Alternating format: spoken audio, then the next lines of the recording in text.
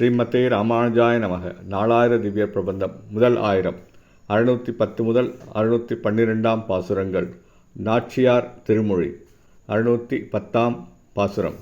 மச்சணி மாட மதிலரங்கர் வாமணனார் பச்சை பசுந்தேவர் தாம்பண்டு நீரேற்ற பிச்சை குறையாகி என்னுடை பெய்வளைமேல் இச்சை உடையவரேலித்தெருவே போதாரோ. மேல்மாடிகள், மாடங்கள், மதில்கள் இவைகளெல்லாம் கொண்டுள்ள திருவரங்கத்து எம்பெருமான் முன்பு மகாபலி சக்கரவர்த்தி முன்னே வாமன அவதாரம் மேற்கொண்டு தண்ணீரை கையிலேந்தி இறந்து பெற்ற குறையை தீர்ப்பதற்காக வேண்டி என் கைவளையல்களை விரும்பியவரானாரோ அவர் இத்தெருவழியே எழுந்தருளுவாரோ. 611 பாசுரம். பொல்லா குரலுருவாய் பொய்கையில் நீரேற்று எல்லா உலகும் அளந்து கொண்ட வெம்பெருமான் நல்லார்கள் வாழும் நளிரரங்க நாகனையான் இல்லாதோம் கைப்பொருளும் எய்துவானொத்துளனே.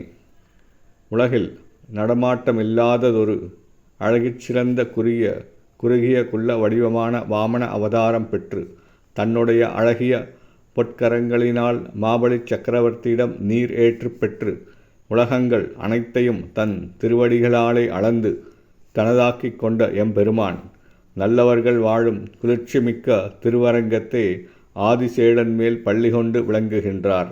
இதற்கு முன்பே அடியேனின் கைப்பொருளை கொண்டதால் இப்போதோ எம் உடலாகிய பொருளை கொண்டார். 612 பாசுரம்.